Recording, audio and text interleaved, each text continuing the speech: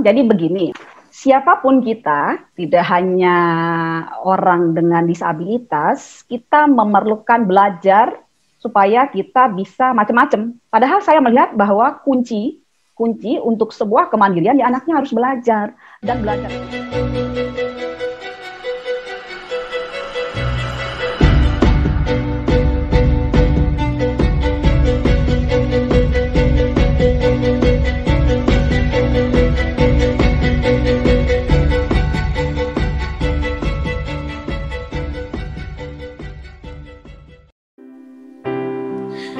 Jumpa lagi bersama Ritson Manyonyo di sini. Senang sekali dapat menyapa lagi seluruh sahabat disabilitas dimanapun Anda berada. Doa dan harapan saya sahabat disabilitas semua sehat, kuat, panjang umur, berbahagia, serta cerah dan ceria. Untuk itu, guna mendukung berkembangnya channel ini, jangan lupa subscribe, like, share, and comment, serta nyalakan lonceng notifikasinya agar selalu yang terlebih dahulu mendapatkan video-video bermutu tentang seputar penyandang disabilitas.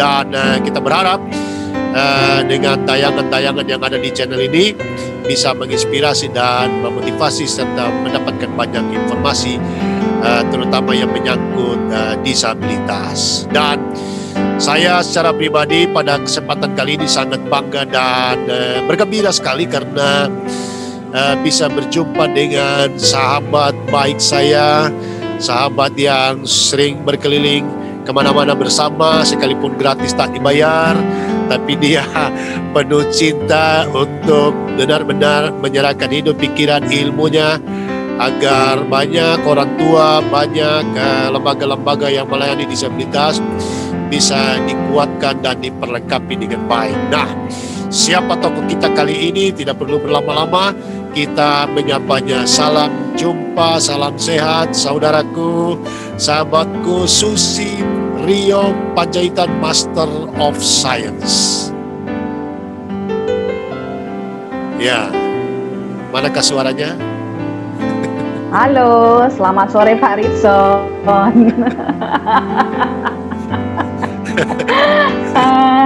Sehat. Aduh, mendung. Puji Tuhan, mendung di sini. Nah, ini ciri khasnya belum mulai sehat.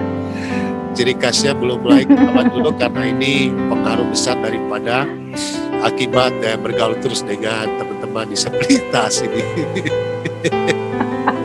Harus happy. Tertawakan sesuatu yang ada sehingga kita harus selalu happy. Ya. Iya. Susi Rio Panjaitan, Master of Science, kemudian S1-nya sarjana bimbingan konseling, kemudian sekarang lagi studi lagi untuk hukum, banyak kali itu pendidikannya. Untuk apa itu? Ya. Pendidikan yang ditempuh banyak kali. Untuk apa itu? Sebetulnya. Untuk apa itu? Gini, karena saya berpikir tentu sekolah itu penting. Sekolah itu penting untuk memperlengkapi diri ya. Memperlengkapi diri, apalagi kita di dunia disabilitas. Jadi kalau kita memperlengkapi diri dengan baik, tentu harapannya pelayanan kita itu bisa jadi lebih baik. Sederhana saja alasan. Ya, Ibu Susi Rio sangat sederhana. Ibu Susi Rio Panjaitan ini founder dan owner daripada Yayasan Rumah Anak Mandiri, kemudian anggota Pokja di JPA, Jaringan Pelayanan Anak, kemudian dosen juga di Jaya. Dulu Pokja PGI. Oh, dulu Pokja PGI. Sekarang di JPA PGI, ya? Bukan Pokja. Oke. JPA bermitra. Oh, bermitra dengan JPA, oke. Aktivis pegiat praktisi anak dan disabilitas. Kira-kira begitu? Ya. Adakah yang masih kurang? Simpelnya adalah pegiat. Enggak, saya sebetulnya lebih senang dibilang sebagai guru, Pak. Guru ya? Sama guru, iya guru anak disabilitas itu aja. Dan menjadi narasumber, pembicara tingkat nasional, tingkat lokal, RW, ke kelurahan dan seterusnya. Kira-kira begitulah. sudah kemana aja? Sudah kemana aja di Indonesia sebagai narsum? Ya, pulau-pulau di Indonesia. Oke. Tapi ke pelosok-pelosoknya, Pak, ke pelosok-pelosoknya. Kalau ada sahabat disabilitas di pelosok sana mau ngundang tapi mereka terbatas, bisakah? Gratiskah atau berapakah? Oh, kita tidak pernah bilang biaya ya Pak ya. Gitu. Saya itu sangat stres kalau dibilang uang ya, kalau sudah bicara uang kan. Yeah. Memang uang itu bisa membantu tetapi jangan jadi penghalang. Yeah. Jadi kiranya kalau memang di sana kita dibutuhkan, Tuhan berkenan, saya pikir pasti ada jalan ya. Iya. Jadi ya tidak ada, prinsipnya demikian. Tidak ada tarif khusus, tapi paling tidak ya jangan lupa-lupa lah, kira-kira begitu ya. Bukan saya yang ngomong loh. Aduh. Ya. Aktivitas apa ini sebelum kita lebih detail masuk kepada topik kita hari ini, di musim pandemi Rumah Anak Mandiri, apa yang dikerjakan? Oke, baik. Ngajar saya pasti, karena kalau di kampus itu kan semuanya online ya, itu terus berjalan di masa pandemi. Nah, kalau di bawah Rumah Anak Mandiri justru kita banyak kampanye dalam tanda kutip ya, mengedukasi masyarakat terkait pendidikan anak berkebutuhan khusus, karena kan pandemi ini bikin anak nggak bisa ke sekolah, gitu ya. Nah, orang tua juga yang biasanya panggil guru les atau panggil terapis, guru lesnya nggak datang lagi, begitu. Kita mencoba mengkampanyekan kepada orang tua bahwa bisa loh dengan pendekatan homeschooling, dengan orang tua atau siapapun yang ada di rumah, anak-anak itu tetap bisa belajar. Jadi kita sedang mendorong itu kepada masyarakat. Oke, campaign sosialisasi, publikasi supaya masyarakat dan orang tua dan keluarga yang punya anak berkebutuhan khusus tidak stagnan, gitu ya, Mbak Susi? Iya, jadi sekolah harus, belajar itu harus. Baik, hari ini kita mau bicara tentang apa, Kak Susi? Ya, kadang-kadang panggil kakak, kadang-kadang ibu. Iya. Tentang pendidikan, tentang kalau nggak salah hari ini topik kita itu tentang, kita mau diskusi tentang itu ya, pendidikan untuk anak disabilitas mental dan intelektual. Ya, anak disabilitas, silakan bersama-sama terus dengan kami karena ini penting. Mungkin di antara keluarga sahabat disabilitas tidak ada yang berkebutuhan khusus, tapi mungkin ada tetangga atau teman sekomunitas ya. Jadi dengan adanya informasi ini Anda bisa menyampaikan kepada mereka atau paling tidak share link YouTube ini. Baik, silakan Kak Susi, apa yang ingin disampaikan soal topik kita, pendidikan anak berkebutuhan khusus mental dan intelektual. Baik, terima kasih Pak Rizwan. Jadi begini, siapapun kita, tidak hanya orang dengan disabilitas, kita memerlukan belajar supaya kita bisa macam-macam, supaya kita bisa hidup, kan proses belajar. Yang namanya proses belajar itu kan kerap kali untuk anak-anak disabilitas mental dan intelektual, targetnya begini, yang penting bisa mandiri, harus mandiri, kan gitu. Padahal saya melihat bahwa kunci untuk sebuah kemandirian ya anaknya harus belajar. Dan belajar itu tidak sama dengan go to school. Iya. Itu hal yang berbeda. Pergi ke sekolah, bersekolah, go to school, itu hanya salah satu cara untuk belajar. Gitu loh. Iya.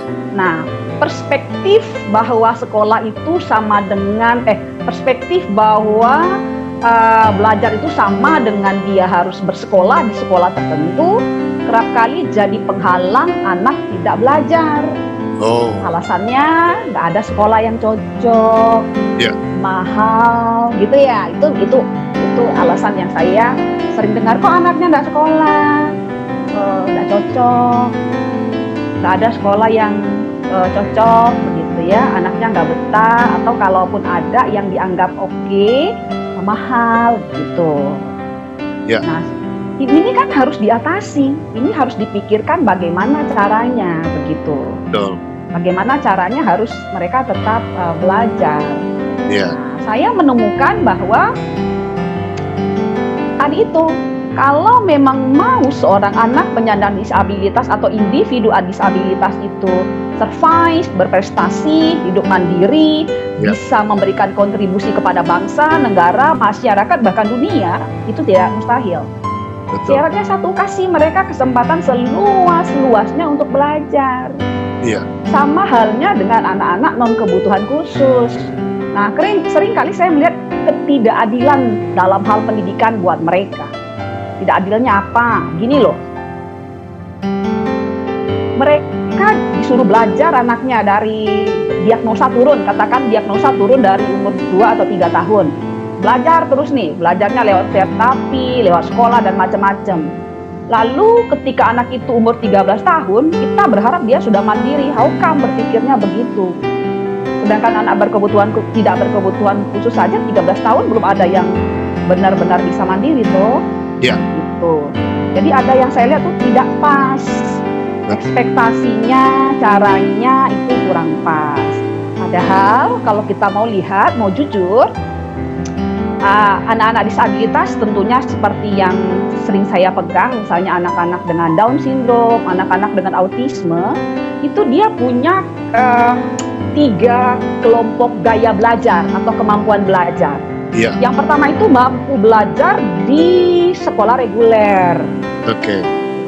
Gitu, dia mampu tuh, biarpun dia disabilitas mental, disabilitas intelektual, dia bisa sekolah A, sekolah B, sekolah C, dia bisa tuh. Inklusif. Tapi ya inklusif, tentu dengan difasilitasi begitu ya. Atau kadang-kadang, bukan kadang-kadang, banyak di antara anak dengan disabilitas intelektual dan mental ini kan nggak terlihat kalau dia disabilitas. Secara fisik, tampilan? Ya, secara fisik. Paling keluhannya kurang ramah, kurang bergaul gitu loh. Cueknya minta ampun gitu. Sehingga sehingga bukan inklusif juga. Kenapa? Karena sekolah sebetulnya tidak memberikan treatment khusus apapun terhadap mereka. Betul. Nah, karena kan nggak tahu kalau anak ini adalah sebetulnya penyandang disabilitas tertentu begitu ya.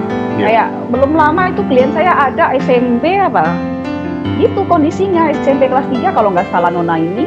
Yang datang ke saya itu hanya karena keluhan berantem di sekolah sama temannya. Nah, karena apa? Karena ketidakmampuan dia atau kebelum-mampuan dia bersosialisasi, bergaul layaknya anak-anak ABG lainnya gitu. Nah, dia kan waktu kecil kan diajak, cuit, nggak boleh ya sama orang ya, nggak sopan. Diajarinnya kan gitu. Kalau panggil orang tuh panggil namanya, gitu kan, dia diajarin gitu. Terus kedua dia diajarin, kalau ada orang bikin yang tidak baik sama kamu, lapor ya. Lapor, mesti lapor sama guru, lapor sama mama, papa gitu. Nah itu dia telan bulat-bulat tanpa dia mampu mengolahnya. Nah lalu di sekolah apa yang terjadi? Teman laki-lakinya karena dia cantik mungkin ya, temannya ada yang begitu sama dia. Dia langsung kan gitu. Dia lapor sama gurunya dan tidak tanggung-tanggung dia lapor kepada kepala sekolah. Jadilah itu kelompok anak-anak laki-laki muda itu dipanggil kepala sekolah kan. Hanya sederhana gitu. Dia tidak bisa dia tidak bisa memilah-milah ini wajar, ini nggak wajar. Tanpa orang tahu bahwa dia sebetulnya disabilitas. Sekolahnya nggak pernah tahu dia punya kebutuhan khusus. Gitu ya, keluhannya hanya demikian. Nah gitu. Nah ada yang nggak bisa dia tuh sekolah reguler. Yang kedua. Yang kedua, dia nggak bisa sosialisasi dengan baik, dia nggak bisa ikut aturan yang ada, dia juga nggak bisa mengikuti metode pembelajaran yang ada di sekolah. Kelompok anak-anak begini masuklah pada sekolah khusus yang didesain sedemikian rupa untuk kondisi yang sama. Itu adalah SLB kan. Kalau SLB itu kan kelasnya kecil, relatif kecil dengan kondisi yang kurang lebih mirip lah mereka begitu. SLB sekolah luar biasa ya. Nah itu bisa dia dengan kelompok kecil yang tipikal siswanya mirip, yang pembelajarannya memang mungkin didesain programnya atau kurikulumnya oleh pemerintah, tetapi mereka bisa kerucutkan lebih spesifik untuk anak-anak gitu ya kan, kelompok kecil lah pokoknya. Bisa, ada yang bisa. Tapi ada satu kelompok. Dan sekolah luar biasa ini punya spesifikasi untuk tunanetra itu simbolnya A, jadi SLB A khusus tunanetra, SLB B khusus tunanetra tunarungu bicara, SLB C khusus untuk tunagrahita, SLB D untuk tunadaksa, SLB G untuk yang ganda. Ini kita begitu ya Bu Susi.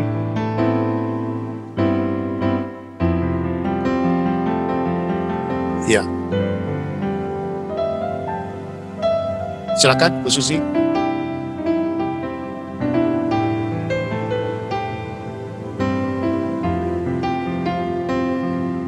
Ya.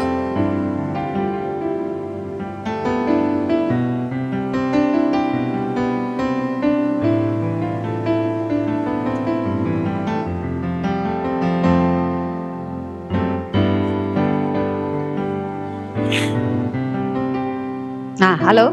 Ya. Ya, itu dia. Itu kelompoknya. Jadi ada yang nggak bisa masuk ke situ Pak Sony, Pak Ritson. Ya. Tidak. Jadi sekarang dia masuk kelompok 3. Tapi bukan berarti dia nggak punya kemampuan belajar ya.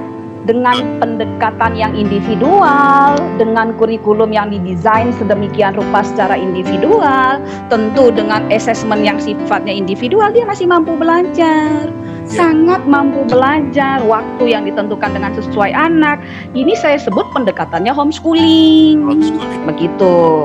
Bisa dilakukan di rumah oleh siapapun yang mau melakukannya. Ya.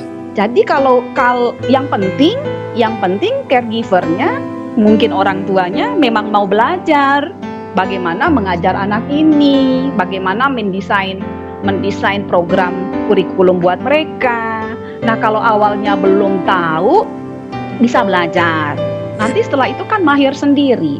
Dengan demikian, anak ini tetap belajar. Dia bisa belajar apapun. Dia bisa belajar banyak hal. Gitu loh, Pak. Ya. Nah, inilah yang nanti akan jadi modal buat dia mandiri, berprestasi, berkontribusi positif terhadap masyarakat gitu.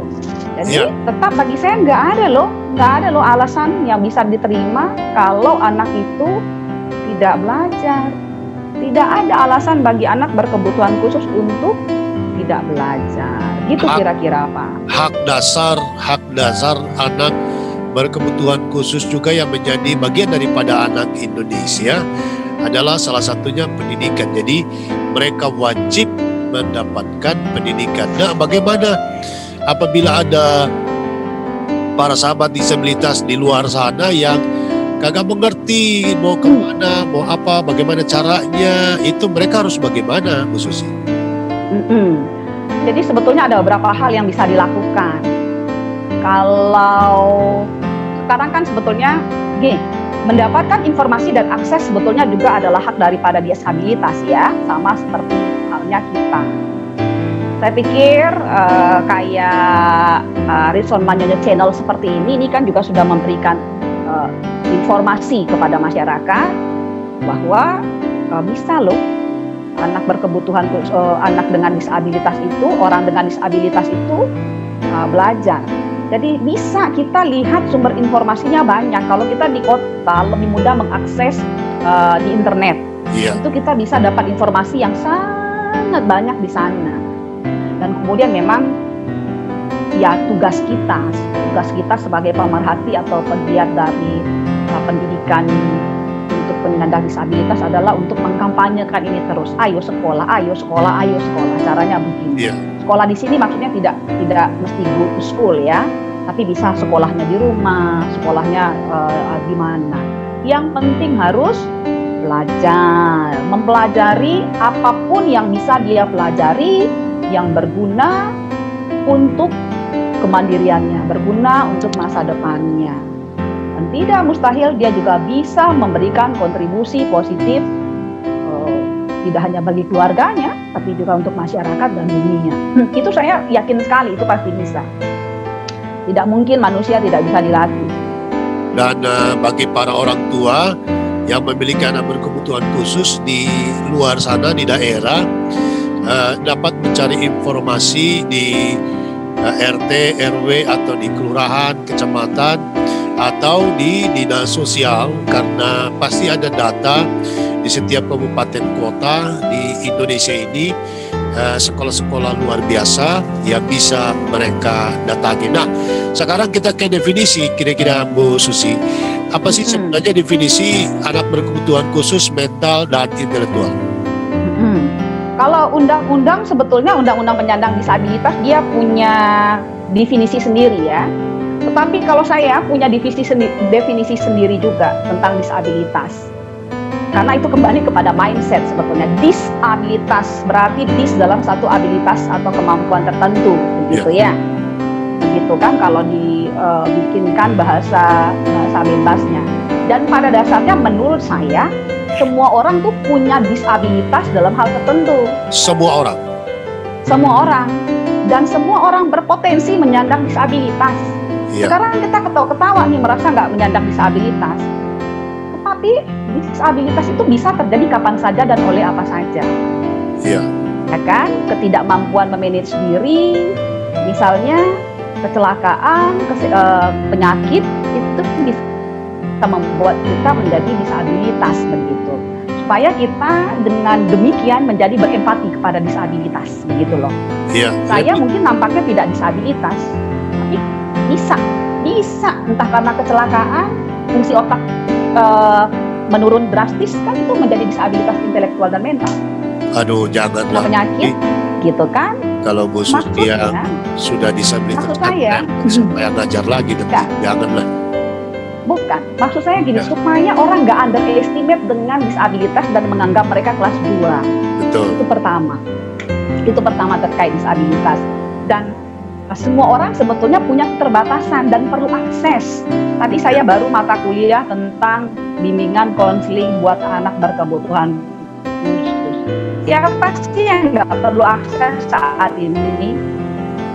Yang punya kaki pun perlu akses. Kalau gedungnya lantai 46, dia bisa hanya dengan modal kaki ke lantai 46, nggak bisa.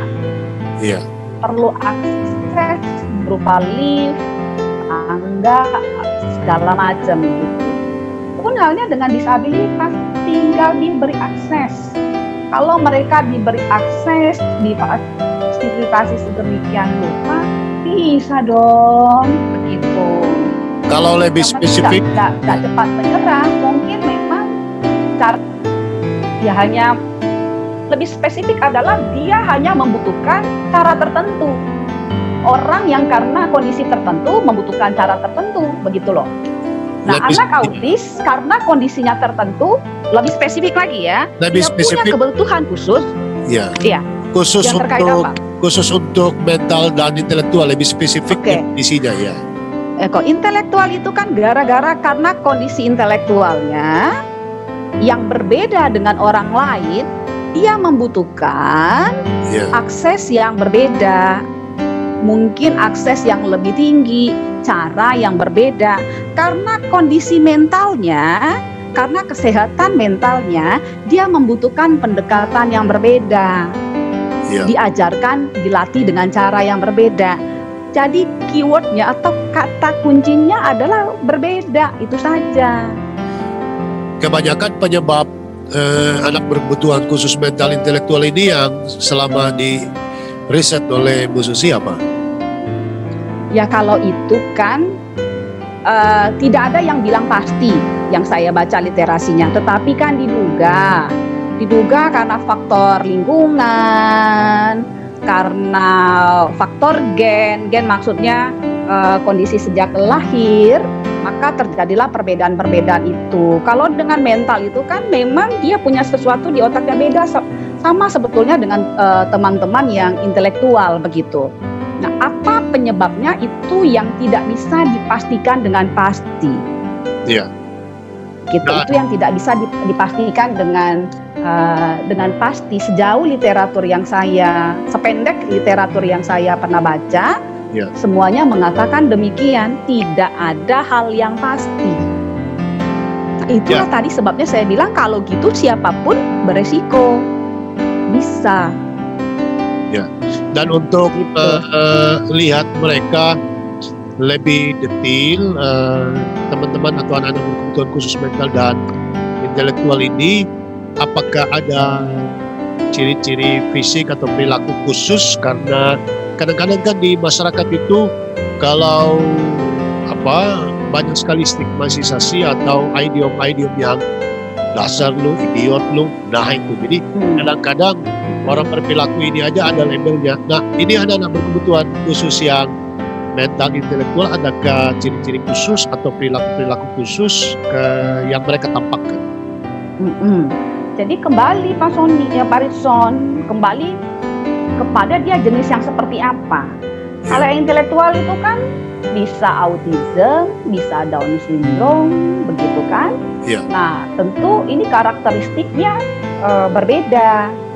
Nah, kalau katakanlah autism itu sudah pasti dia punya berbeda begitu, punya berbeda di dalam perilaku, di dalam berkomunikasi, di dalam berinteraksi sosial, di dalam mengekspresikan perasaannya. Itu kan dia berbeda. Nah, deteksi itu sebetulnya dari kecil, sangat kecil itu sudah bisa dilihat. Jadi dilihat kenapa? Karena keberbedaan tadi gitu. Jadi contohnya analoginya supaya gampang gini deh. Tiap hari saya makan nasi, 2-3 kali sehari makan nasi sekian puluh tahun. Sehingga saya jadi hafal loh nasi itu gini bentuknya. Baunya itu begini. Jadi ketika seorang menawarkan ketan kepada saya yang mirip dengan nasi, dengan mudah saya bilang itu bukan nasi tapi ketan. Kenapa? Bukan karena saya ahli pernasian atau perberasan, bukan. Karena saya tiap hari makan nasi, gitu loh. Jadi saya tahu nasi yang biasa itu yang kayak gini. Pun demikian halnya dengan anak, kalau kita bicara dengan anak. Gitu ya. Kita bisa melihat anak-anak yang pada umumnya seperti apa. Dan kalaupun ada keberagaman atau keberbedaan, kan selisihnya nggak jauh, gitu ya. Nah, kalau misalnya anak saya itu orang udah jalan loh umur 1 tahun. Nah, harusnya kalaupun terlambat ya minimal merangkaklah anak kita, kan gitu ya. Tapi kalau anak kita bergerak pun tidak, itu kan perlu diperiksakan. Anak orang setahun tuh sudah bisa paling tidak babbling gitu ya. Loh, anak kita bersuara pun tidak. Nah, itu kita kan perlu ini kan. Nah, kalau anak lain sudah kelihatan dia 1 tahun, sudah terlihat antusiasmenya gitu ya. Lihat balon, lihat yang warna-warni. Nah, itu perlu anak orang emang diikuti permintaannya, tapi kok anak saya begini ya? Sangat kalem, sangat diam, atau sangat berlebihan.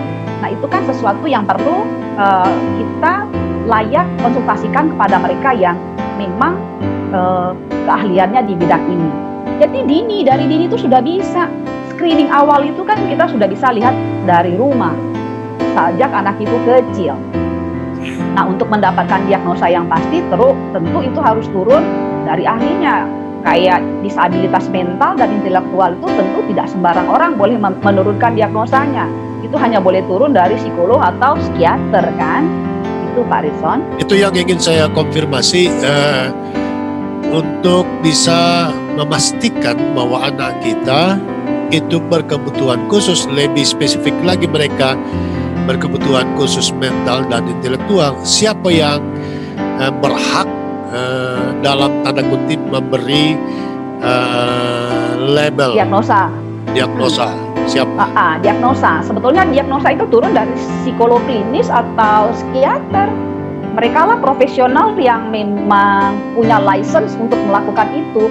Walaupun kita bisa melihat simptomnya ya, simptomnya begitu. Kita apalagi kalau itu terkait dengan perilaku, mental dan disabilitas mental dan intelektual itu kan sangat terkait dengan perilaku.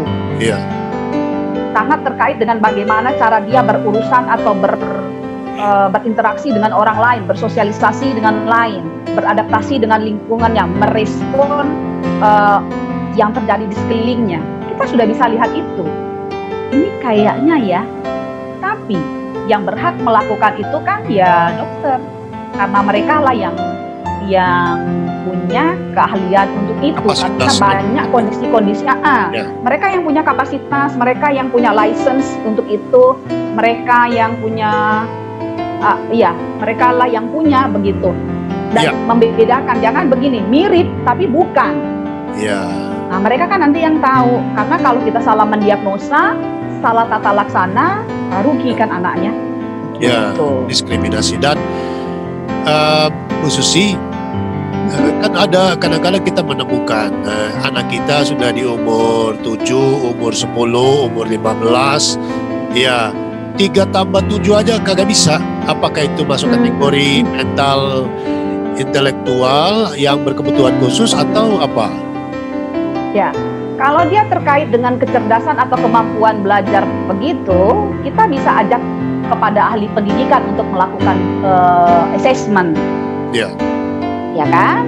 Walaupun pengukuran IQ mungkin dilakukan oleh psikolog, tapi kemampuan belajar itu kan gurunya bisa lakukan. Loh, ini kan juga sudah sampai kepada ini, kenapa dia tidak mampu? Diskalkulia kah? Atau apa? Nah itu tadi kan, ada banyak gangguan-gangguan lain. Ternyata dia gangguan belajar. Dia bukan bodoh, tapi dia diskalkulia. Dia punya masalah di masalah berhitung saja, di masalah yang terkait dengan bermatematika saja. Nah kalau ini bukan ahlinya yang melakukan diagnosa, kita akan bilang dia bodoh. Padahal dia tidak bodoh. Ya kadang-kadang masalah di situ. Ya kadang-kadang kita menemukan, wah kalau hafal lagu cepat, kalau mandi bagus, rapi, segala macam. Tapi kok kenapa hanya membedakan atau berhitung saja itu susah? Itu masuk kategori itu atau tidak? Bisa jadi masuk kategori diskalkulia, yaitu gangguan belajar bermatematika, begitu kan? Ya. Bukan berarti dia bodoh. Nah kalau nanti expertnya, ahlinya sudah menurunkan, oh iya ini kita sudah lakukan assessment ini ya, dia ada masalah di sini loh. Oh ya sudah, kita pikirkan bagaimana cara mengajarkan dia bermatematika. Itu. Jadi nggak bisa dengan serta-merta kita bilang dia bodoh. Ya. Diskalkulia itu tidak serta-merta ABK mental dan intelektual ya.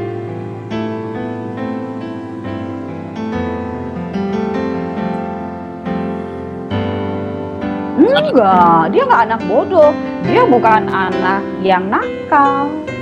Iya. Gitu, dia memang punya gangguan belajar tuh.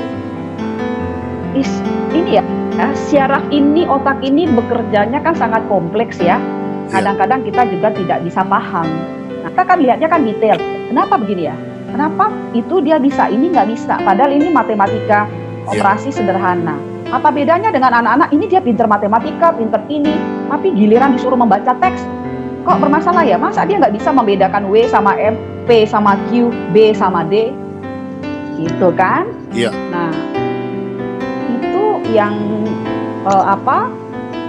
yang perlu diperhatikan lebih detail. Karena gini Pak Ritson, bahayanya ya, kalau kita tidak mengkonsultasikannya kepada mereka yang memang expert dalam bidang ini, lalu kita memberikan labeling, itu bahaya. Label itu menyakitkan. Label, ya, label itu menyakitkan loh, begitu ya. Ya kadang-kadang kadang-kadang karena salah baca saja dibilang tunagrahita loh. Iya, itu kan label, apalagi bagi saya disabilitas itu bukan bahan candaan ya. Iya. Jadi itu menyakitkan. Label menjadikan itu bahan candaan itu menyakitkan. Nanti malah dampaknya justru dampak psikologis. Nah, repot lagi kita. Iya. Jadi makin kompleks masalahnya. Jadi gara-gara kita bilang bodoh kamu ya, gitu ya. Iya. Tiap hari dibodoh-bodohin, motivasi belajarnya jadinya drop. Dia jadi minder. Nah, tambah masalah kita. Dia nggak punya gairah belajar. Tapi kalau kita motivasi, itu kan lain ceritanya begitu. Nah, ini dia kedisabilitasan itu ya seperti itu. Itulah bukan berarti dia nggak bisa. Itulah pentingnya mengapa para orang tua, keluarga, jika menemukan hal-hal yang sedemikian itu, ya sulit matematika atau sulit atau salah membaca atau ada, kalau setiap kali menulis pasti ada saja huruf yang kurang, itu harus konsultasi ke ahli supaya kita tidak menyamaratakan dan langsung memberi label sendiri. Betul. Ya, baik. Kita kembali ke pendidikan anak berkebutuhan khusus mental dan intelektual. Setelah di assessment dan kita menemukan anak dan anggota keluarga kita ABK mental dan intelektual, apa yang harus dilakukan pertama kalinya, Bu Susi? Kalau diagnosa sudah turun atau kalau hasil assessment sudah turun, saya selalu menyarankan masuk konseling keluarga. Konseling keluarga. Kenapa konseling? Kenapa konseling keluarga? Karena gini, tidak semua keluarga dengan serta-merta mudah menerima kondisi itu. Ya. Ya kan? Ya, ini autis adalah begini begitu kan, nggak mudah loh menerima diagnosa anak kita itu autis. Keluarga itu ayah saja atau hanya ibu saja atau juga kakak adiknya juga lengkap? Pertama sudah pasti orang tua dulu. Orang tua harus kompak, harus sepakat. Bukan cuma banyak bukan beban tanggung jawab terhadap pendidikan anak berkebutuhan khusus itu bukan hanya tugas mama, itu tugas papa juga. Jadi mereka berdua ini, beliau berdua ini harus kompak karena itu anak berdua tuh.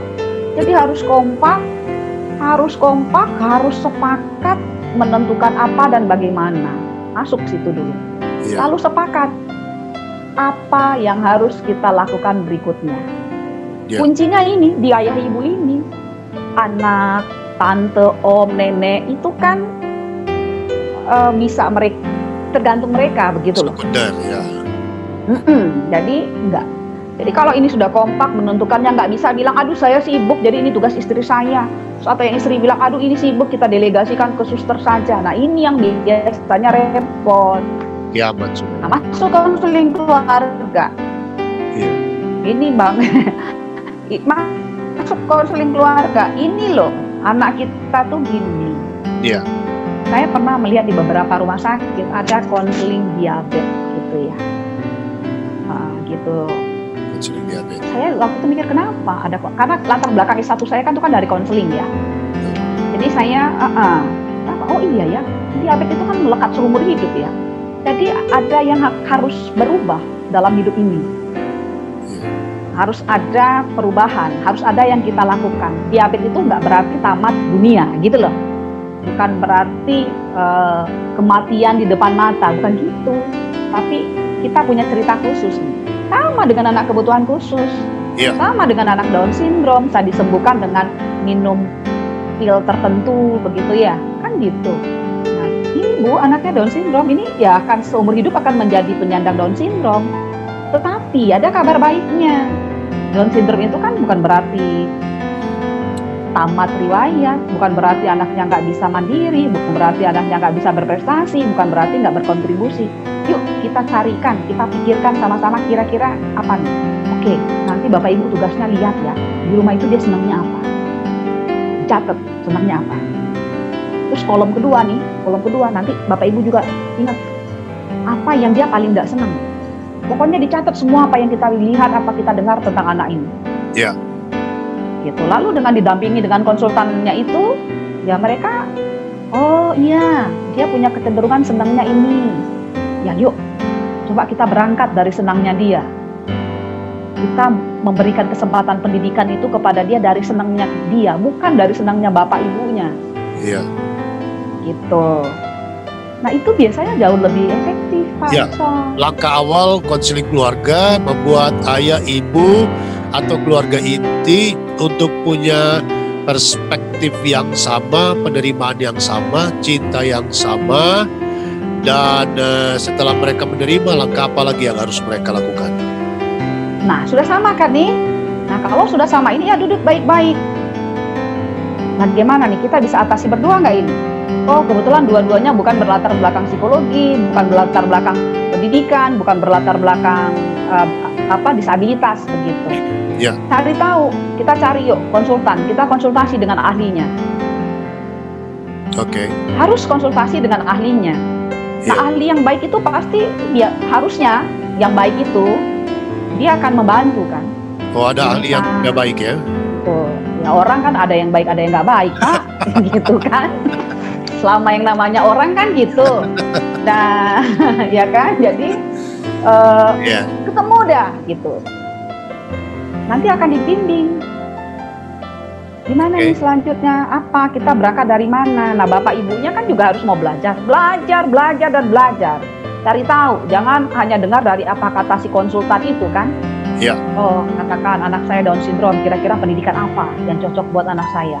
Pelatihan apa yang saya mesti, bagaimana cara saya mendidiknya? Pola asuh seperti apa yang tepat kami aplikasikan kepada anak ini, begitu. Iya. Itu dilihat. Dan kalau itu dari dini, itu progresnya cepat. Nah, jangan begini, kata si ini ada terapi ini, ikut. Kata si Ono ini, semua dicoba. Iya. Itu yang terjadi, Pak. Ya paling parah ada dukun di sana yang bisa tiup-tiup, sembur-sembur, nanti anaknya pintar. Nah itu, saya dulu pernah ada satu murid itu tiap hari dia bawa itu aqua. Tapi lucunya aquanya ini sudah dibuka kan. Bapaknya cerita, oh ini jangan sebut merek lah, air mineral. Oh iya, sorry. Iya, Maksud saya kecuali di bukan air dalam botol. Air dalam botol. Maksud saya air dalam botol kan. Cuma sudah dibuka. Saya bingung kenapa sudah dibuka ini air dalam botol. Maksudnya sudah tidak ada segel gitu. Ya. Bapaknya cerita, ya tadi sebelum kesini mampir dulu ke sana. Saya bisa paham.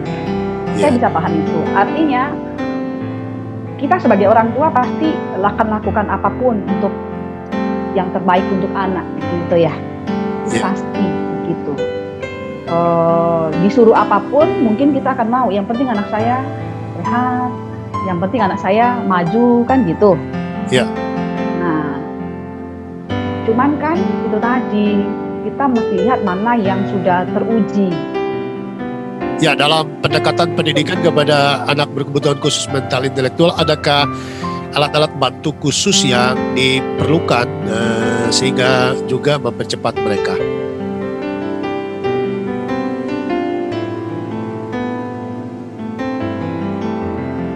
Alat bantu khusus itu saya sebut dengan media belajar dan media terapi. Ya, bisa dijelaskan. Dulu saya menggunakan batu loh. Batu kerikil yang lumayan besar untuk mengajarkan seorang anak. Saya kumpulkan batu. Ya. Saya kumpulkan dia untuk dia ngajarin baca, ngajarin berhitung. Saya pinjam piring mamahnya untuk saya mengajarkan pembagian. Jadi konkret. Nah, media itu guru biasanya akan, ya media atau terapisnya harusnya tahu sih begitu. Dan gurunya pasti akan mengkomunikasikan ini kepada orang tuanya. Mengapa? Jadi macam-macam Mengapa harus ada alat bantu bagi anak berkebutuhan khusus mental dan intelektual? Alat bantu atau media belajar itu tidak hanya untuk anak kebutuhan khusus ya. Iya. Anak-anak itu kan kalau kita belajar psikologi perkembangan visual itu kan sangat mempengaruhi begitu. Alat bantu itu sangat mempengaruhi begitu kan. Iya. Jadi harapannya dan itu sudah terbukti ya alat bantu itu akan mempermudah memahami, menangkap dengan menggunakan batu-batu dan piring itu.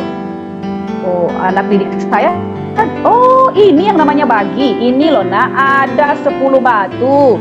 Dibagi kedua piring, nih piringnya. Nah, yuk kita bagi. Satu di sini, tambah sini. Dia konkret. Oh, itu yang namanya pembagian. Iya. Kan gitu.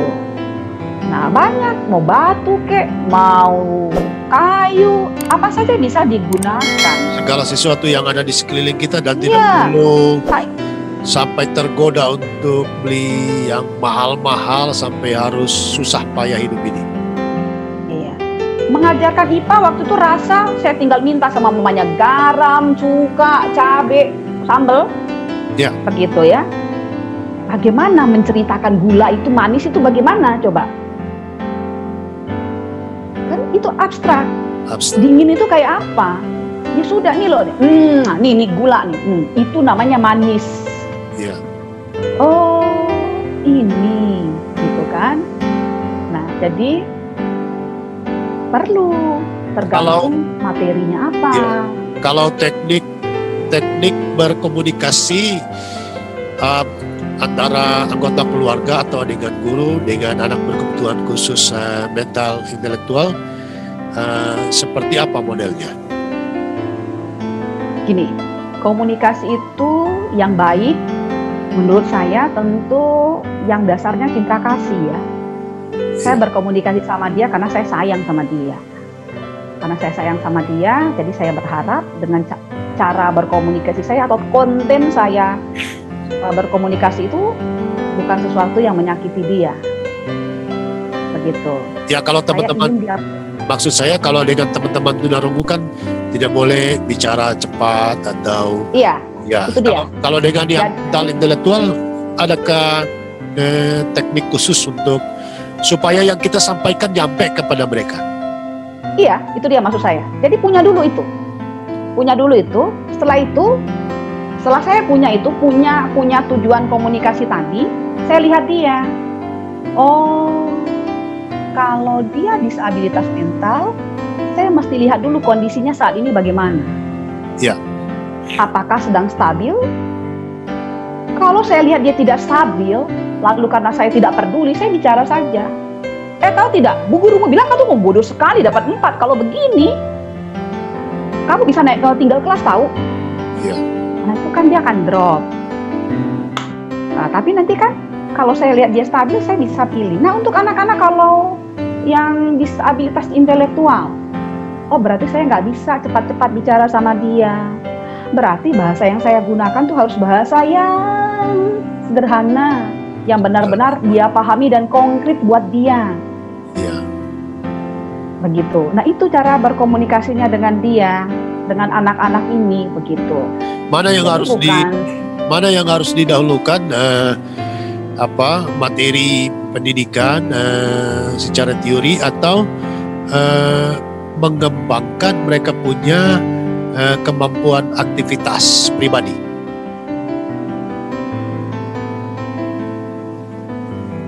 Bagi saya yang pertama kali untuk pendidikan itu adalah bina diri. Bina diri. Ya, mengapa? Kenapa bina diri? Itu penting dulu. Nah, dia harus mandiri dulu secara kemampuan bina diri. Karena itulah needs dasarnya dia. Makan bisa, berpakaian dengan baik bisa, mandi bisa. Kalau sampai usia, kalau belum dia ketika dia nggak bisa makan, ketika dia nggak bisa bersih-bersih diri, orang masih mau. Tapi kalau dia sudah 25 tahun, siapa yang mau bantu dia waktu BAB? Menstruasi. Itu dulu. Ya dulu itu saya udah banyak kisah deh tentang itu. Jadi hal-hal yang menyangkut keterampilan bina diri dulu. Iya. Kalau untuk anak non kebutuhan khusus, non disabilitas mental intelektual, mungkin mereka mudah nangkap. Iya. Lihat bapaknya cukuran, oh cukuran tuh gini ya. Lihat ibunya bedakan, oh bedakan tuh gini ya. Oh gini tuh cara berdandan. Dia jauh lebih mudah. Tetapi untuk anak-anak disabilitas intelektual kan nggak gitu. Yeah. Harus diajarkan pelan-pelan, tahap per tahap dari jauh-jauh hari. Mandi yang benar. Iya, dan kalau diajar kecil yang benar. Iya. Berpakaian. Hal yang sederhana. Berpakaian, sikap diri, jangan minta maaf, dia garuk-garuk alat kelaminnya di depan orang, gitu loh. Iya. Itu kan hal-hal sederhana. Nah, ini kerap tidak normal. Ini kerap kali luput dari target kita, dari goal kita. Goal kita bisa baca, bisa tulis. Wah, biar nanti SD bagus gitu. Bisa bawa biasanya mobil. Kan gitu. Bisa nyetir begitu. Nanti dipersiapkan untuk jadi direktur perusahaan, ganti ayahnya. Iya, tapi dia masih beol di celana. Bagaimana? Ya, betul loh Pak Ritson. Tahun yang lalu lah sebelum tahun lalu lah sebelum COVID, saya ketemu ibu, anaknya disabilitas intelektual, anaknya itu sudah hampir seumur saya loh. Oke. Selisih sedikit, dia lebih muda sedikit. Jangan bilang itu cerita. Ya, jangan bilang angka. Iya. Gak usah angka. Nanti jadi ketawa. Lanjut. Iya. Jadi tante itu cerita sama saya. Saya bilang, tante, jadi ini bagaimana? Iya. Dulu sih ada mbaknya, tapi lama-lama nggak ada yang mau cebokin dia. Jadi mama ada yang sudah lansia lah yang cebokin dia. Umurnya sudah hampir sesaya loh. Gitu. Jadi itu loh maksud saya. Dan akhirnya baru sekarang nangisnya. Dulu masih lucu. Sekarang kan udah nggak lucu, udah ada berbahaya begitu. Jadi maksud saya itu. Jadi poinnya Bu Susi, sebenarnya dari usia berapakah pendidikan bina diri itu diterapkan kepada anak berkebutuhan khusus mental dan intelektual ini? Sedini mungkin. Itu berlaku buat anak juga non kebutuhan khusus, sedini mungkin. Ya. Gitu, sedini mungkin tuh diajarin, apalagi kalau sudah bisa jalan ya 1 tahun ya, kita ajarin dong. Buang air itu di toilet, buka baju di tempat tertutup, buka lepas pakaian di tempat tertutup, sedini mungkin. Jadi nggak usah tunggu hasil diagnosa begitu.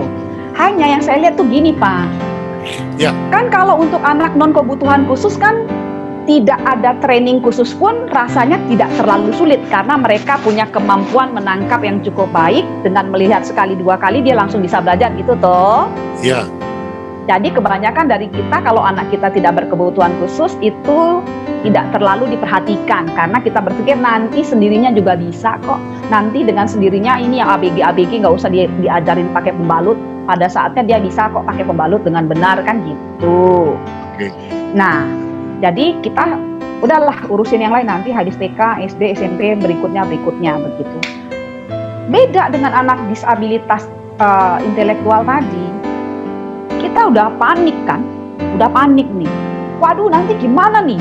Sekolahnya, apanya, ini belum bisa ngomong, belum nulis, ini masih begini gitu. Iya. Itu yang dikejar. Ngomong. Ini ada terapi ini bisa ngomong. Ini bisa tulis, itu dikejar. Karena gini, nanti 7 tahun kan mesti SD, ini sudah 5 tahun nih. Kejar, pokoknya dicoba semua. Dikejar energi, biaya, waktu terkuras ke sana. Pendidikan yang dasar, yang tiap hari diperlukan, itu terabaikan. Iya. Ya, jadilah bisa sih dia baca tulis, tapi ya itu Bu Susi, pupuk masih di celana, apalagi kalau dia sudah di depan komputer. Iya. Tapi itu Bu Susi masih ngompol di mana-mana. Tapi itu Bu Susi gitu. Bahkan ada energinya sudah habis. Bahkan ada peristiwa yang orang tua terkaget-kaget, ya, terkejut-kejut dan mendapatkan rasa malu manakala anaknya dibawa ke mall. Kemudian di mall anaknya, mempermainkan alat kelamin atau onani begitu. Bisa dicerita soal itu? Iya. Itu banyak peristiwa seperti itu yang saya lihat aja ada, Pak, gitu ya. Iya. Jadi itu, nah apalagi kalau anak kita masuk masa pubertas. Iya. Masuk masa pubertas, mungkin dia punya gangguan di perkembangan kognisi gitu ya. Tetapi fisiknya kan tidak, Pak. Jadi anak berkebutuhan khusus di usia remaja,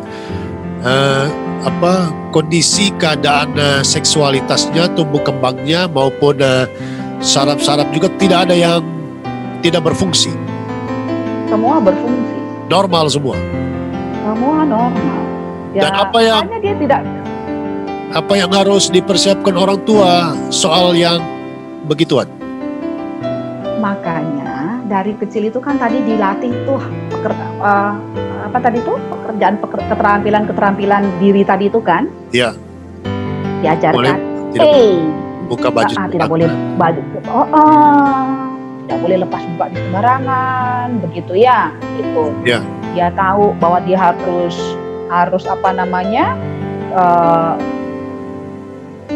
dia tahu yang namanya privacy itu di mana, begitu. Itu sangat mengurangi. Begitu. Jadi kita kasih tahu, tidak garuk-garuk, tidak pegang-pegang, tidak lepas celana di depan orang. Kalau dia sudah tahu dengan keterampilan demikian, walaupun tetap ada tantangan, lebih memudahkan kita ketika dia masuk masa pubertas gitu. Jadi sahabat disabilitas, ada pertanyaan yang saya ingin tanyakan kepada Ibu Susi, tetapi ini perlu kita mengerti bahwa ini menjadi pergumulan orang tua kepada anak-anak mereka yang sudah remaja. Nah, apakah pendidikan seks secara dini dalam arti bukan mengajari seks, tetapi penempatannya itu juga kepada mereka yang disabilitas mental intelektual juga harus diterapkan, Bu Susi? Tentu, sangat tentu. Pendidikan seks itu tidak sama dengan mengajarkan melakukan hubungan seks. Ya. Bukan itu, begitu kan? Tidak begitu. Bagaimana dia menghormati tubuhnya, tidak mengizinkan orang lain pegang-pegang tubuhnya, tidak juga memegang-megang tubuh orang lain, itu sudah bagian dari pendidikan seks. Begitu kan ya? Ya, karena kondisi fisik mereka juga normal. Kemudian misalnya bagi yang pria mental intelektual, supaya mereka juga diarahkan jangan sampai sembarangan, misalnya apakah masturbasi di tengah umum. Jadi diarahkan di tempat-tempat yang privat, begitu? Iya, begitu. Jadi misalnya hal sederhana dia mungkin nggak ngerti itu masturbasi apa. Tidak pegang-pegang di depan orang, gitu kan? Dia nggak ngerti, tidak pegang-pegang di depan orang. Malu. Ya. Dia kan tahu kalau dia mau pegang-pegang dia masuk kamar mandi atau kamarnya, gitu. Karena dari kecil sudah dikasih tahu itu. Betul. Nggak boleh di depan orang, begitu. Kembali lagi ke usia dini ya. Iya, nah kalau dari dini itu sudah dilatih kan nggak susah kalau dari kecil, karena nggak ada target kan, tiap hari itu yang diajarkan. Tidak di situ, di kamar mandi, tidak lama-lama kan itu terinternalisasi gitu loh. Dia jadi paham. Jadi dia kalau mau pegang dia ingat enggak di depan orang, dia masuk kamar mandi, di kamar mandi begitu kan. Oh iya, dia dikasih tahu tidak boleh buka baju atau tidak boleh tidak berpakaian ketika ketemu orang. Karena pembiasaan dari kecil itu jauh lebih mudah, walaupun ada tantangan begitu ya. Mereka itu bisa atau mengerti karena terbiasa. Mereka itu bisa atau mengerti karena terbiasa.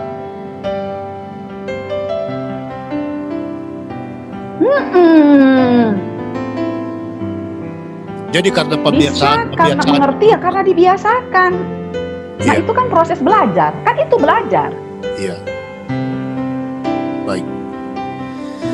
Soal belajar. Iya baik. Tidak, itu keterampilan yang sangat mahal. Iya. Soal durasi waktu kita memberikan pembelajaran apakah bina diri atau pengetahuan lainnya kepada ABK mental intelektual ini bisa disamakan dengan yang umum atau ada durasi khusus? Sama saja. Saya melihat, saya juga kebetulan saya dosen ya. Saya melihat kalau sudah lebih dari 2 jam juga mahasiswa saya juga sudah butuh air minum gitu kan ya. Dan saya melihat juga anak-anak kalau belajar formal ya maksudnya ya. Belajar formal begini ya, saya rasa nggak lebih dari 2 jam ketika belajar. Tapi kalau pelajaran pendidikan bina diri itu kan nggak ada durasinya, bisa semenit, gitu kan? Jadi di situ kamar mandi. Nah itu kan hitungannya detik. Iya. Oh iya ya belajarnya pipis di toilet ya, gitu. Itu kan sedetik, cuman berkali-kali begitu. Jadi kalau belajarnya adalah kaku seperti yang kita maksud gitu ya, tersetting ya jangan lebih dari 2 jam. Ya. Untuk anak berkebutuhan khusus mental intelektual dalam proses mentransfer pengetahuan dan perilaku kita untuk tercapai lebih mudah kepada mereka, apakah langsung memberi contoh lebih deskriptif atau lisan saja menyuruh sudah kencing di kamar mandi, tapi apakah didahului dengan contoh bagaimana cara buang air kecil di toilet atau dan lain sebagainya, cuci tangan dan sebagainya. Ya, jadi belajar yang paling efektif itu adalah dengan model, dengan melihat ya, cuci tangan, ayo cuci tangan, gitu. Ya. Ya, tentu dengan model, dengan contoh. Jadi kalau kita bilang cuci tangan sebelum makan ya, gitu. Dia lihat kita nggak cuci tangan sebelum makan, ya nggak efektif. Pipis di kamar mandi, lalu kita pipis di kebun, ya gitu kan. Nah, bubar gerak, nah yang itu. Jadi entah anak dengan disabilitas intelektual mental, entah tidak, dengan melihat contoh live ya, itu jauh lebih mudah. Sama dengan ngajarin masak juga begitu. Ya, kita goreng tempe. Nih, ambil ini kualinya, demonstrasi. Gitu kan? Itu namanya demonstrasi. Iya. Itu jauh lebih mudah daripada jadi pertama ambil wajan lalu taruh di atas kompor. Oh, dia nggak nyambung. Gitu kan? Tapi ketika dia lihat, oh gini, nah itu jauh lebih mudah. Gitu loh Pak Ritso. Jadi belajar itu tidak dalam definisi yang sangat formal teoritis ya. Tapi itulah belajar yang saya maksud begitu.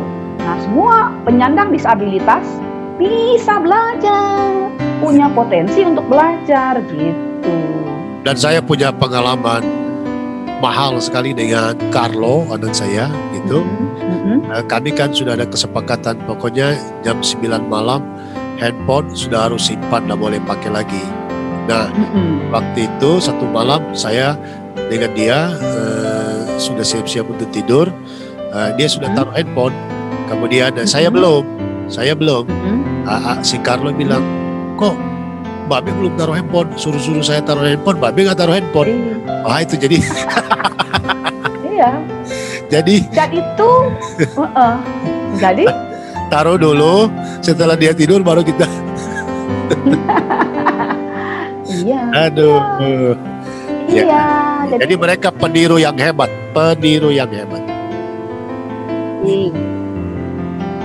Ya. Maksud saya gini loh Pak Ritso, saya mau garis bawahi itu gini loh. Anak disabilitas atau yang bahasa halusnya disebut dengan special needs, teman-teman penyandang disabilitas itu kan disebut orang-orang dengan berkebutuhan khusus gitu ya. Itu nggak beda-beda amat dengan kita. Betul. Gitu loh. Makanya saya menyebutnya ilmu keberbedaan dan keberagaman gitu. Iya. Nggak beda ya, kalau gimana sih cara memperlakukan anak yang tidak berkebutuhan khusus? Ya gitulah cara memperlakukan anak yang tidak berkebutuhan khusus atau disabilitas tadi. Nah, anak baik-baik misalnya gini, dia tidak ada diagnosa di sananya. Tapi kalau cara kita seperti itu, model mengajar mendidiknya seperti itu, ya kacau juga, nggak efektif juga, ya kan? Nah, lalu kita bilang anak ini pembangkang, bukan pembangkang. Mereka kan berpikir kritis. Kenapa ya mereka boleh, saya tidak? Kalau kita nggak bisa memberikan penjelasan, selesai. Kecuali kita bisa beri penjelasan, oh iya, Babe terpaksa harus buka handphone karena masih kerja. Ya. Oh, masuk akal buat dia. Oh, itu untuk kerja, nggak apa-apa. Bukan karena dia kurang ajar ya, bukan karena anak itu kurang ajar lalu dia tanya-tanya, enggak. Nah, ini juga disabilitas tuh gitu. Mungkin dia karena intelektualnya dia tidak mampu bertanya, dia bingung aja, begitu kan? Lalu kita abaikan karena dia tidak punya kemampuan untuk mengungkapkan itu. Tapi dia sudah bertanya sebetulnya di pikirannya, kok gitu? Nah, akhirnya dia bandel. Karena dia pikir lah, Bapak boleh, saya kenapa enggak? Baik. Baik, Bu Susi. Di Indonesia ini kan oleh Kementerian Pendidikan dan Kebudayaan Republik Indonesia kan telah menurunkan kurikulum 2013 baik yang tematik maupun tidak untuk sekolah-sekolah umum. Apakah di rumah anak mandiri khususnya anak berkebutuhan khusus mental dan intelektual juga sudah punya kurikulum khususnya? Kita punya kurikulum khususnya itu based on assessment, Pak. Oh, itu dari pemerintah atau hasil penilaian? Create sendiri. Oh, dari create sendiri, bikin sendiri. Dari pemerintah. Jadi pemerintah itu kan kita lihat kurikulum.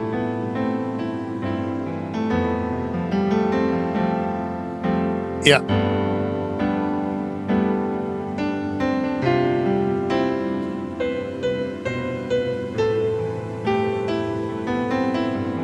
Ya.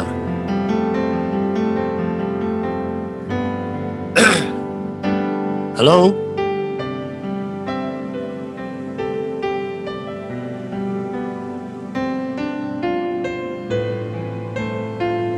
Itu harus create sendiri kan berdasarkan kondisi dia begitu. Nah ini jadi masuk yang kategori yang ketiga.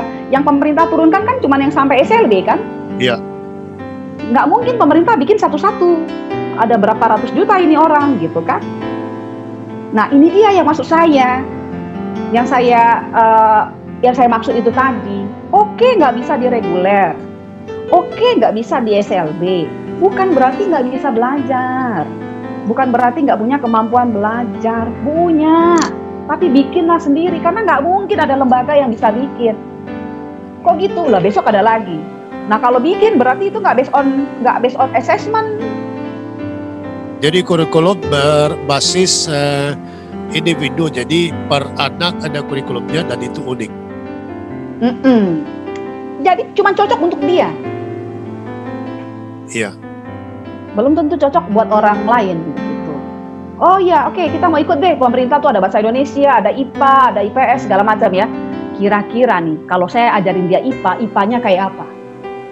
Oh, kalau umur sekian pemerintah bilang begini, oh saya IPA-nya lain misalnya. Tergantung kondisinya dia, bisa lebih tinggi, bisa lebih rendah. Tapi itu masuk kategori IPA. Misalnya apa itu gitu kan? Oh dia mengenal suara hewan. Nah itu kan sudah IPA. Betul. Ya kan? Terus ini hewannya makannya apa, hidupnya di mana, itu kan sudah IPA. Nah tentu kita tidak berpacu dengan target-target khusus, ya targetnya dia.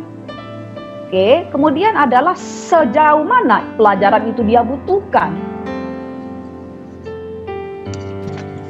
untuk hidupnya dia, kan itu. Kalau sudah masuk pada level yang kelompok yang ketiga itu. Jadi pelajaran yang kita ajarkan buat dia adalah pelajaran yang kita tahu itu berguna untuk hidupnya. Berhitung itu berguna untuk hidupnya. Tapi kalau akar, kuadrat, ya itu kan dia belum tentu pakai. Itu dia, jadi Bu Susi kadang-kadang matematikanya mungkin matematika yang dasar, perkalian, hitung, jumlah. Itu dia, jadi Bu Susi kadang-kadang orang tua, keluarga atau kita atau mungkin guru yang belum memahami ABK mental intelektual kadang-kadang bilang begini, loh kok kamu gak bisa-bisa, itu adekmu aja udah bisa baru umur segitu, masa kamu gak bisa? Nah itu berarti caregivernya itu entah itu guru atau untuk orang tua mesti masuk kelas konseling. Gitu. Nah ini bagi saya nggak fair buat mereka gitu loh. Jadi kadang-kadang yang kita mau puaskan itu maunya kita. Jadi karena kita maunya kita, kasihan anak ini. Jadi dia kelihatan nggak bisa apa-apa, padahal dia banyak bisanya gitu loh. Karena kita kan maunya kita. Nah kalau badan saya segini, saya dikasih ukuran baju baju S, ya tentu nggak bisa, nggak nyaman buat saya, nggak bisa gitu kan. Atau orang yang ukurannya jauh lebih besar dari saya pakai ukuran saya kan juga nggak nyaman dia begitu. Jadi jangan pakaikan baju kita kepada anak, nggak cocok, kasihan anaknya gitu. Jadi jangan compare dia dengan orang lain. Itu loh saya tuh nggak sukanya dan nggak setujunya. Memang siapa sih yang mau di compare dibanding-bandingkan dengan orang lain? Aduh mami, kamu cantik, tapi kamu nggak bisa sih seseksi istri tetangga. Emang mau digituin, gitu loh. Gitu, aduh pak, kamu gimana sih, gendut begini tuh, lihat tuh, suaminya si ini masih 6 pack, kamu udah 50 pack gitu, di mana-mana gitu kan. Jadi nggak ada manusia yang mau dibanding-bandingkan, tapi anehnya saya bingung. Iya. Kita kok senang sekali membandingkan anak-anak disabilitas itu dengan orang lain. Baik. Kan tidak fair. Baik. Dalam pengalaman rumah anak mandiri dan selama ini Bu Susi sebagai praktisi aktivis dan pegiat anak disabilitas, potensi apa yang bisa diangkat, dimaksimalisasi dari anak-anak berkebutuhan khusus mental intelektual? Banyak pak, banyak dari mereka jago melukis, jago memasak, jago matematika. Saya punya dulu murid itu begini, dia gitu, 16.530 dikali 7.423, kita suruh ke bawah begitu ya. Dia begini, dia matanya nanti dia agak miring sedikit, matanya lihat ke atas, langsung mulutnya ngoceh-ngoceh, dan dia tulis angka itu, dan itu betul loh. Waduh. Saya nggak bisa bilang, ayo dong dek, kamu jelaskan, nggak bisa. Sampai ayam tumbuh gigi juga nggak bisa. Tapi hitungannya betul. Terus saya mamanya bilang, Bu, ini anak jaga kapal sampai hari ini. Terus mamanya bilang gini, Bu, saya ini loh, aduh saya jadi malu katanya. Kenapa Bu? Saya kan nggak pintar ngaji, tapi anak ini pintar sekali ngaji. Bahkan dia bisa baca Al-Quran. Loh, siapa yang ngajarin? Terus tahu-tahu dia bisa bahasa Arabnya ini, bahasa Spanyolnya ini. Kenapa? Dia rajin utak-atik internet kan. Dia lihat Google Translate, dia penasaran bahasa ini. Dia bisa itu. Melukis juga begitu. Dia dengan sekali lihat, saya pernah ajak anak kan, kita ajak dia kemana waktu itu. Terus dia bilang, oke, sekarang kamu gambar. Kita kemarin kan, saya lupa ya, ke rumah apa begitu kan, Istana Tanah Liat. Kita kemarin kan ke Istana Tanah Liat, yuk sekarang kita gambar Istana Tanah Liat. Bisa loh dia gambar persis seperti itu. Dia inget detail-detailnya. Wow. Masak juga gitu. Saya punya satu anak, dia ngendus. Setiap makanan yang dia endus itu pasti enak. Dulu saya bilang sama mamanya. Jadi kami ceritanya makan di makanan Padang kan. Mau makan apa ini? Oh enggak, kita lihat dulu. Si A nanti endusnya mana. Kalau lewat lulus dari endusannya berarti enak. Benar. Dulu cita-cita saya buat dia sederhana. Saya sederhana Pak mikirnya. Iya. Loh, parfum mahal dari Paris itu bukankah harus lewat hidung orang? Betul. Nah kita nggak pernah hargai hidung orang di Indonesia kan? Iya. Pernah pikir anak itu mungkin dia tergeletak nggak bisa ngapa-ngapain, jangan-jangan potensinya ada di hidung dia. Pernah nggak? Lalu satu kali saya pernah lihat mobil box kopi. Ini bilangnya ini sudah lewat pengendusannya siapa? Kopi juga ternyata lewat seleksi endusan. Nah jadi potensinya tidak terduga, bisa karena tangannya, bisa karena hidungnya, bisa karena suaranya. Saya punya murid Pak. Tapi kalau saya nyanyi, dia langsung tahu nadanya di mana. Lucu kan? Itu tinggal diarahkan. Memang dia waktu itu hanya mau nyanyi. Kalau saya nyanyi, dia mau ngiringin. Tapi kalau orang lain nyanyi, nggak mau dia. Kenapa? Itu bicara tentang kepatuhan. Dia hanya baru patuh kepada gurunya, belum patuh kepada orang lain. Kan itu kan tinggal diarahkan. Ada murid saya cantiknya minta ampun, senangnya difoto. Kayaknya pakaian apapun yang dia pakai, itu senang. Cakep ya. Saya dulu bilang sama maminya, kenapa sih? Jadi foto model kek, jadi apa kek.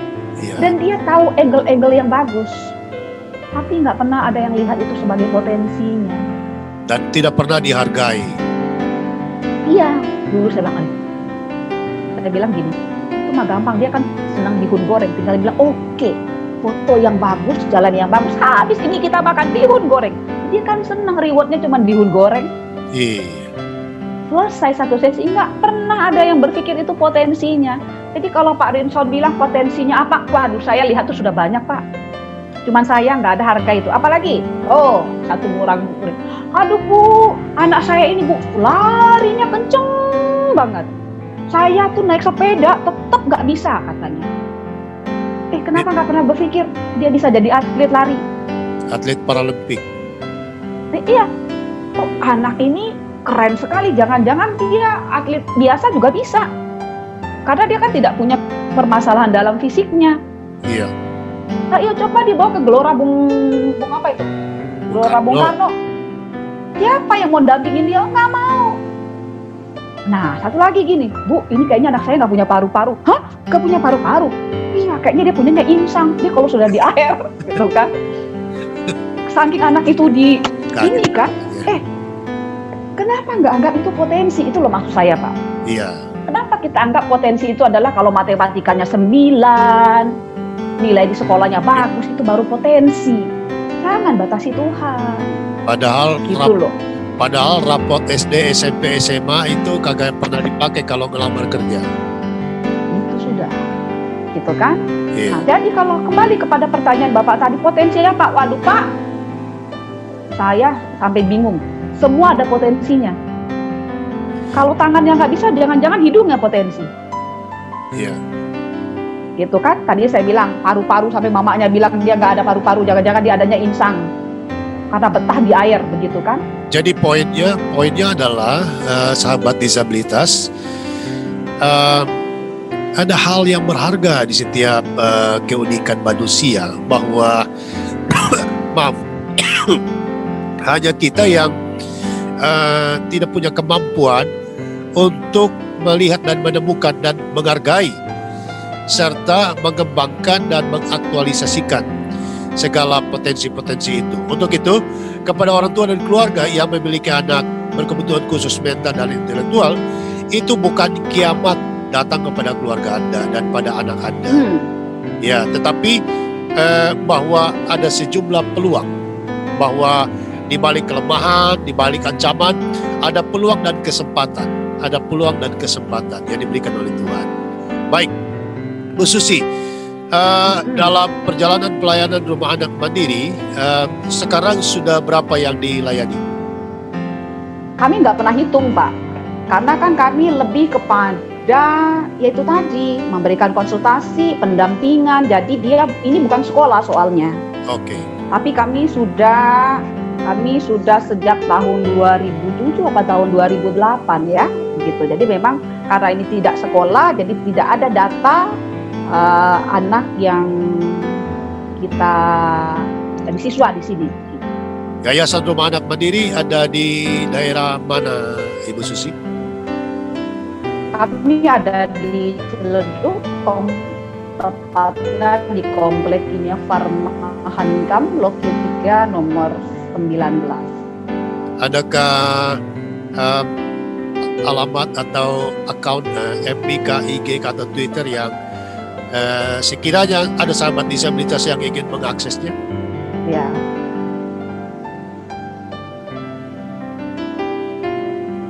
Ya. Jadi kalau mau lihat kegiatan kami boleh bisa kalau mau kontak begitu itu kegiatan kami selalu kami taruh di web ya Pak ya, di websitenya ada. Bisa disampaikan. Kalau mau kontak bisa langsung ke saya atau ke www.anakmandiri.org, websitenya itu. FB-nya ada? Gitu. Ada FB, hanya kita tidak terlalu rajin bermain di FB begitu. Baik. Jadi kalau memang informasi yang akurat itu kan sebetulnya kami bikin di web, selalu update sih sebetulnya. Kita berusaha untuk memberikan informasi ke itu, hanya itu. Nah kalau mau telepon, informasi bisa ke 021 734 45 265. Iya. Bu Susi, apa yang mau disampaikan kepada pemerintah, kepada lembaga keumatan sebagai pemangku kebijakan, terutama yang ada kaitannya dengan dunia pendidikan anak berkebutuhan khusus mental intelektual? Pendidikan itu unik dan setiap orang unik. Begitu ya. Jadi kalau saya ke pemerintah, berilah kesempatan seluas-luasnya kepada ABK dengan disabilitas dengan jenis apa saja, tipikal apa saja, grade apa saja untuk belajar seluas-luasnya. Gitu. Itu untuk pemerintah ya. Yeah. Jadi advokasi, kampanye, itu banyak. Karena kalau bicara tentang disabilitas, aspeknya banyak sih Pak ya. Perlindungan hukumnya seperti apa buat mereka. Pemerintah punya banyak kerjaan. Dan kalau pemerintah bicara sama saya, lama-lama pemerintahnya yang pusing begitu kan. Belum macam-macam. Nah kalau gereja, gini loh. Kalau saya gereja itu kan positif ya. Justru saya karena saya adalah warga gereja, makanya saya bisa bersikap positif terhadap penyandang disabilitas. Gitu loh. Nah, karena itu kan berarti mereka warga gereja dong. Sehingga memang gereja nggak boleh abai, nggak boleh cuek terhadap pelayanan kepada mereka. Upayakan semaksimal mungkin semua pelayanan yang diberikan kepada orang non-disabilitas itu juga diberikan kepada kepada penyandang disabilitas. Sekarang ini kan katanya lagi ada booming atau lagi apa, atau saya gereja ramah anak gitu ya. Bagi saya gereja belum ramah anak kalau dia tidak ramah kepada anak disabilitas gitu loh. Gitu. Bagi saya dia itu omong kosong bicara ramah anak kalau disabilitas tidak dijangkau, karena itu dasar biblikanya juga ada tuh, walaupun saya tidak berlatar belakang teologi, jelas cerita tentang itu jelas sekali di Alkitab. Jadi tolong begitu. Disabilitas juga harus diperhatikan, dan mungkin saya agak keras dan menakutkan karena setiap kita berpotensi menjadi disabilitas, maka mari empati kita juga makin diasah kepada mereka. Gitu Pak. Jadi beri tempat di pelayanan sekolah minggu, di tempat TPQ gitu ya, tempat dan di tempat-tempat di lembaga keagamaan lain, tempat yang sama setara kepada anak-anak berkebutuhan khusus, terutama mental dan intelektual. Betul sekali.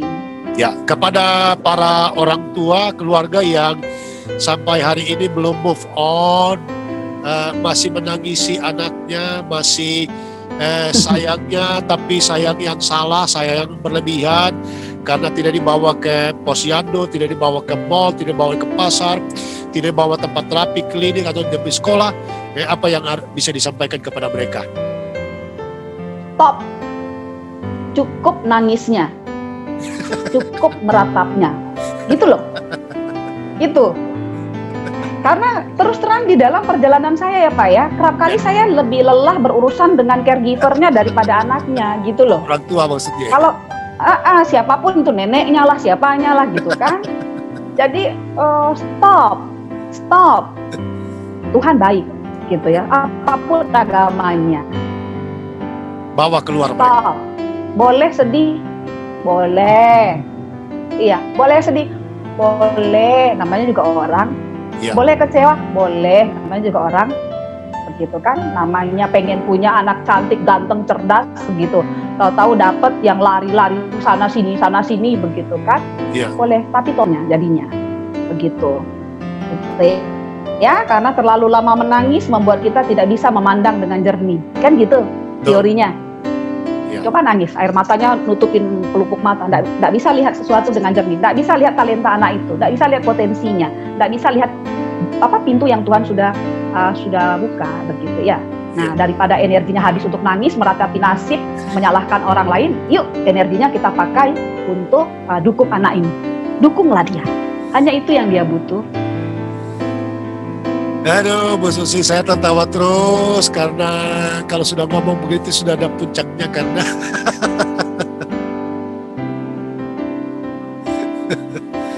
hebat. Bahasa yang sama mungkin sudah berkali-kali berulang-ulang yang disampaikan kepada terutama caregiver atau orang-orang yang ada di sekeliling. Ya. Masih nyambungkah? Mau itu mall, mau itu plaza, mau itu apa kek gitu ya. Bawa saja. Ya betul. Itu bawa saja. Iya. Jangan takut, jangan malu, ya. Baik, Kak Susi, kita hampir ada di akhir pertemuan kita. Adakah sesuatu kejadian yang lucu? Yang unik ini sering saya tanyakan kepada narasumber Ritson Manyonyo Channel. Adakah sesuatu kejadian yang lucu, yang unik selama berdekatan dengan aneka mental intelektual? Aduh, banyak. Tapi saya mau cerita satu hal. Ya. Suatu ketika saya sedang ngajar, ternyata murid saya itu demam. Iya. Lalu minta maaf dia gini, begitu ya. Oke. Dia memuntah. Karena di meja itu banyak alat peraga, jadi saya pikir saya harus cepat tadahkan tangan saya ke bawah dagunya. Maksudnya kalau dia benar muntah, jatuh ke tangan saya, gitu loh. Iya. Jadi nggak usah ke ini, kemana? Ke alat itu, ya. Ternyata dia nggak muntah. Iya. Muntah tapi sedikit kalau nggak salah ya. Dia muntah tapi sedikit. Selamat. Nah, anak itu adalah autism dengan nonverbal loh Pak Ritson. Oke, tidak bisa bicara. Giliran saya. Suatu kali saya juga begitu. Oke. Tiba-tiba saya juga demam atau apa, mual, tekan tangannya ke mulut saya loh. Untung saya nggak muntah. Di situ saya tersentuh. Saya pikir anak tidak disabilitas saja belum tentu mau begitu Pak. Di situ saya lihat, oh iya, dia untuk belajar kasih ternyata sederhana gitu ya. Iya. Nah, satu ketika pernah juga sakit lagi nih. Saya bilang, ayo nak kita berdoa ya. Berdoa kan? Ya berdoa. Oh ya, sakit gini, kita berdoa dengan, karena kami seiman ya dengan cara kami toh. Iya. Nah, suatu kali saya lagi, udah ya hari ini ya, baik ya nak ya, Bu Susinya lagi sakit. Saya bilang, dia begini, berdoa, kita berdoa. Dia berdoa. Artinya nilai-nilai moral, Pak, coba saya pikir loh. Jadi gantian dia doain keteladanan ya. Saya. Nah, di situ saya semakin yakin, satu, hati mereka baik. Keteladanan ya. Mereka sangat mungkin untuk diajarin. Iya. Gitu. Ya Bu Susi. Jadi banyak deh Pak kisah saya dengan anak-anak itu, karena sampai hari ini pun saya kan masih ngajar. Ya. Jadi Bu Susi untung. Sampai hari ini pun saya kan masih ngajar anak-anak itu. Ya, untung. Untung apa? Untung anak muridnya misalnya, aduh Bu Susi, saya mau maaf, mau BAB, dicebokin gitu ya. Nah, giliran Ibu Susi, aduh saya lagi mau ke belakang, nanti murid minta ceboknya. Untung gak gitu. Untung saya nggak separah itu gitu. Tapi kalau saya ngajarin anak 20 tahun BAB mandi itu biasa Pak. Iya. Gitu. Itu saya biasa. Asal jangan dia bilang saya mau ajarin Ibu Susi mandi juga, kan repot. Iya. Dan mereka baik loh, percaya sama saya, mereka baik, mereka tulus, nggak ada culasnya itu loh. Yakin, pasti. Yakin. Saya yakin mereka tuh nggak ada culasnya gitu. Iya. Aduh, polos kan? Iya. Dia polos, dia tahu di tas saya ada makanan ya dia ambil, saking polosnya begitu kan? Baik. Tapi dia juga nggak pelit, kalau dia punya makanan kasih saya gitu loh. Jadi, aduh, itulah sebabnya Pak Ritson, saya nggak pernah mau pindah profesi. Ya. Ya, kita sudah ada di akhir pembicaraan kita.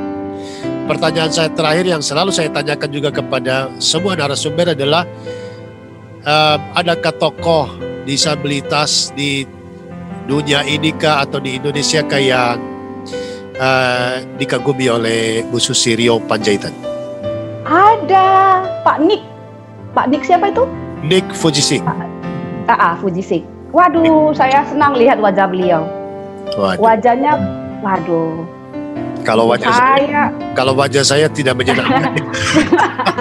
Gini loh Pak Nick itu kan wajahnya ya, wajah seperti orang tidak punya tidak punya beban. Nah coba saya jadi malu tuh. Yeah. Kita tubuh lengkap tapi mengkerut melulu begitu ya. Saya sangat kagum sama beliau ya. Iya. Baik. Fujisik ya, luar biasa. Yeah. Aduh, kami sangat berterima kasih karena banyak pencerahan yang dibagikan pada tayangan kali ini. Saya percaya bahwa sahabat disabilitas yang menyaksikan video ini, mereka teredukasi, banyak mendapatkan informasi, dan banyak orang tua dan keluarga dikuatkan. Sekali lagi terima kasih banyak Ibu Susi Rio Panjaitan atas segala dedikasinya.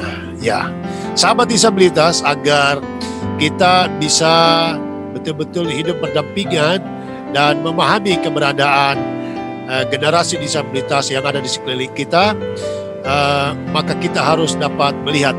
Mari kita melihat apa yang tidak bisa dilihat oleh mata orang biasa. Untuk itu, untuk mendukung channel ini, jangan lupa sekali lagi subscribe, like, share, dan komen, serta menyalakan lonceng notifikasinya, sehingga channel ini terus banyak mengeluarkan video-video yang bermanfaat bagi para sahabat disabilitas dimanapun berada. Sambil kita mengingat pesan Ibu, jangan lupa pakai masker selalu, kemudian cuci tangan di air yang mengalir dengan sabun, jaga jarak, dan jauhi kerumunan. Ritson Manyonyo, Susi Rio Panjaitan, salam sehat untuk kita sekalian.